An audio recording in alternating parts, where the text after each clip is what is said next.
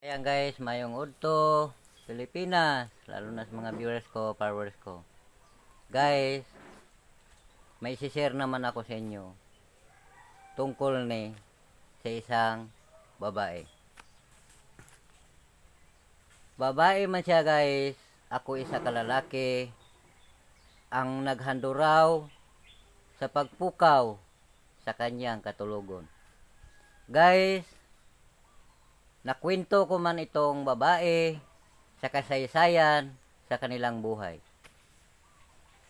Ako guys, o lahat tayo ng mga tao sa buong Pilipinas at Luzon, Visayas, kung saan ka man kayo sa sulok sa mundo, Luzon, Visayas at Mindanao, panoorin niyo itong video, kay ito nga video para kato sa mga babae.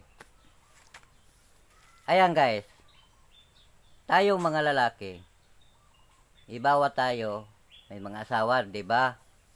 So, ang gawain, siyang isang asawa mo, baling isang babae, para lang sa sulod sa balay. O, nakita nyo balay guys? Ayan. Ayan. O. Itong video ko guys, makatulong ito sa mga babae nga may asawa ug nagmamahal sa kanilang bana. So guys, ang gawain sa babae araw-araw yon ang kanyang bahay. Siya guys ang daanan sa mga gugma sa usa ka lalaki, apan ang lalaki ang nagbakho ug nagsumbong nga tagaay ko day og sanina. Ang asawa ning hatag og sanina aron ipasulob sa usa ka bana. Giaway sa usa ka bana ang asawa apan si asawa nakaluluoy kay wala siya mahimo kay tungod babae lamang. So, kitang mga lalaki, di ba, nagpalangga tatanan.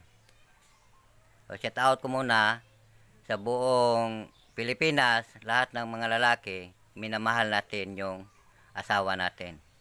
Huwag natin saktan, kasi pag sinaktan natin yan, malaki na tayong nakikita, so, masakit sa damdamin yun. So, ito guys, tatapusin ko to, ang trabaho ng gawain ng babae sa bahay. Ang babae guys bilang yabi. So si bana, kita yung mga lalaki bilang ang susi. So tayo ang magbukas sa kanyang pertahan bago tayo pumasok sa iyang mga pinto. Sa nandyan, nakapasok na tayo sa iyang bahay, ayay, dito ko inaway si Inday. Alam mo kung bakit? Si Inday, wala pang sinaing, ay wala pang makakain. O sana wag mo muna ang awayin yung asawa mo. Pagkarating mo doon sa bahay, kung walang kanin, sasaing tayo, di ba? Lalaki tayo eh. Hirap yung babae na lahat aasahan natin kasi babae lang yan.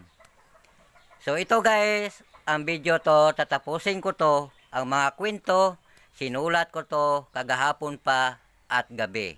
Ngayon ko lang pinalabas sa aking video bilang content creator, maging tunay na maging vlogger. Maging vlogger ito guys, si Ernesto Abanalo sa Barangay 8, Victoria City, Negros Occidental. So guys, tatapusin ko itong video sa kwento isang babae. Ang babae umiiyak, nagbakho sa iyang mga damdamin. Dahil lang sa wala siya kasaing itong umaga to. So si bana at tayong mga lalaki, sana man lang wag natin pagalitan yung mga asawa natin. Mamahalin natin habang buhay kay siya ang magkisama hanggang kamatayan.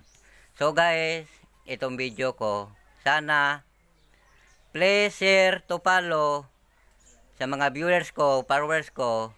Shout out ko muna. Huwag kayong magalit sa akin kasi ako lalaki rin. So tayo mga lalaki, huwag tayong magalit sa ating mga asawa. Halimbawa, makarating kayo sa bahay, walang sinaing, magsaing ka.